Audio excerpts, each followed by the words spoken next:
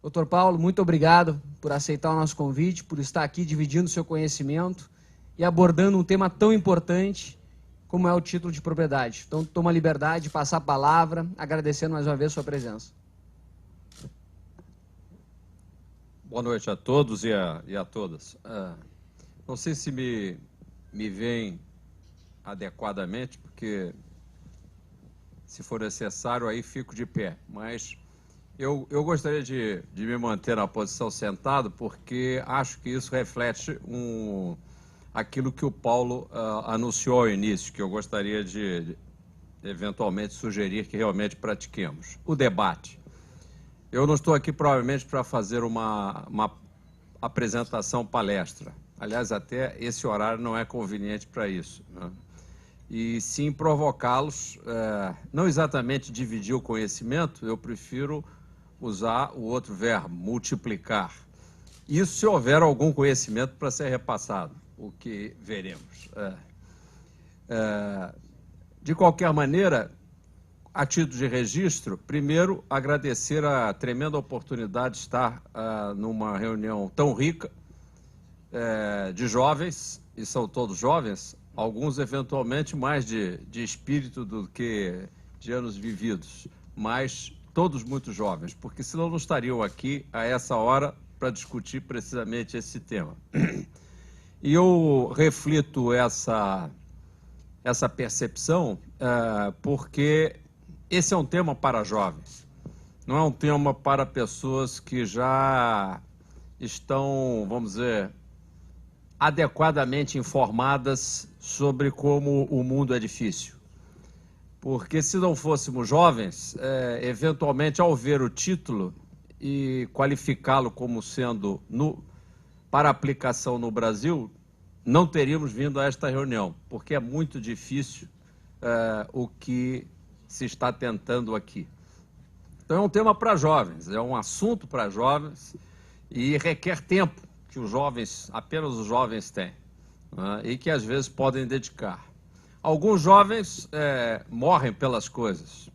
Nas guerras, normalmente os mais velhos mandam os jovens. Eles dizem que é porque tem mais fôlego, mas não é verdade, é porque tem menos juízo. Né? Nunca se viu um bando de idosos indo guerrear coisa alguma. Guerreiam em última instância, e apenas quando isso é antigamente, as mulheres e as crianças eram convocadas também. Né? Mas, em geral, vão os jovens. Só os jovens têm tempo para doar. Né? Alguns doam todo o seu tempo, quando o ideal vale a pena. E eu queria ressaltar a vocês que fico muito feliz de encontrar jovens que eventualmente querem doar uma parte do seu tempo. Nós somos criados numa visão essencialmente individualista, e é já para provocar o Rodrigo Constantino. Não há nada pior que o individualismo. Né? Ele acaba de escrever um livro maravilhoso, que é A Economia do Indivíduo. Mas não confundir o indivíduo com o individualismo. O individualismo é o comunismo do indivíduo. É quando ele se comuniza e ele fica só para ele mesmo. Não existe possibilidade da vida individual sem a vida coletiva. A vida individual só se faz por causa dos desafios que são coletivos. Portanto, essa peroração, que aparentemente é para encher uma linguiça, tem uma razão de ser. Apresentar também, à guisa dessa rápida inserção provocativa, num pontinha de filosofia, já que estamos aqui com o presidente da Associação, a Academia Brasileira de Filosofia, que é o João Ricardo Moderno, e na figura dele, aliás, cumprimento, como diria o meu querido preceptor e amigo Roberto Campos, cumprimento a todas as autoridades em nível de excelência. Então, todos aqueles que estiverem nessa categoria já podem se sentir cumprimentados. E aos demais, gostaria de apresentar algumas pessoas do Instituto Atlântico, como o vice-presidente Roberto Carvalho, o diretor Rafael Mitchell, que também acaba de assumir a Comissão de Direito Urbanístico da nossa OAB, aqui da seção do Rio de Janeiro, recém-instituída Comissão de Direito Urbanístico, o que é um assunto também que tem a ver com o nosso tema.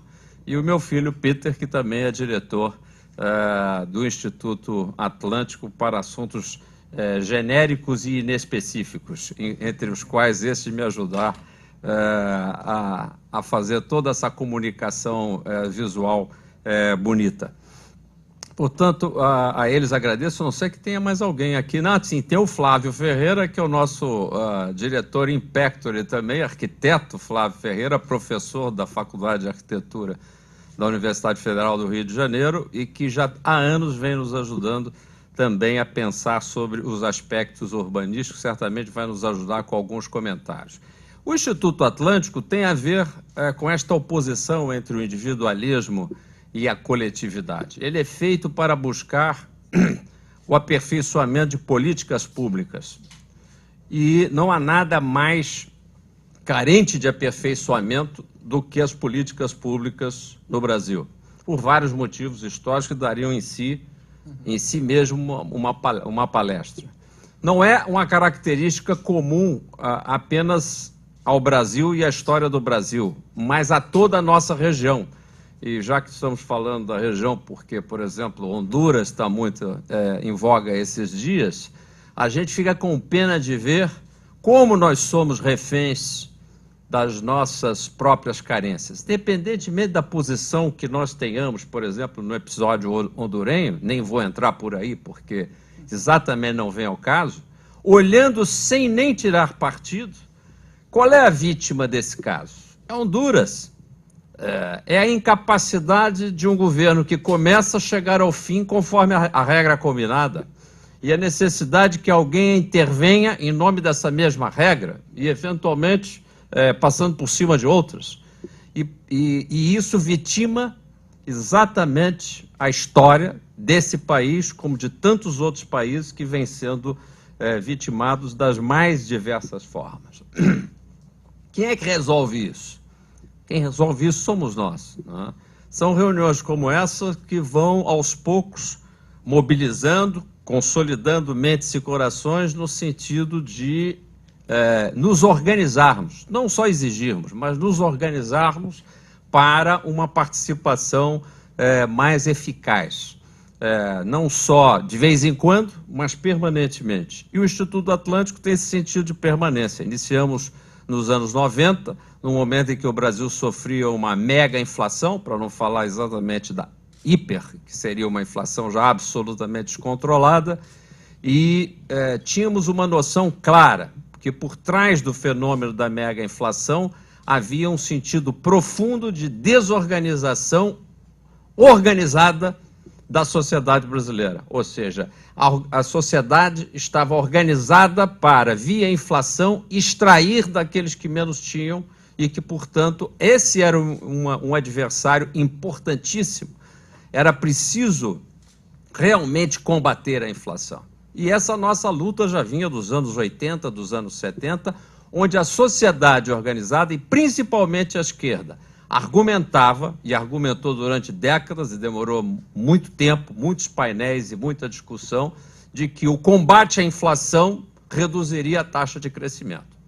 Isso, ouvido de hoje, é uma bestialidade absoluta, já devidamente comprovada. Mas deu muito trabalho. E engraçado, o Brasil, como é um país que tem uma tendência à negação do seu próprio aperfeiçoamento, temos muito potencial, mas temos muito negativismo.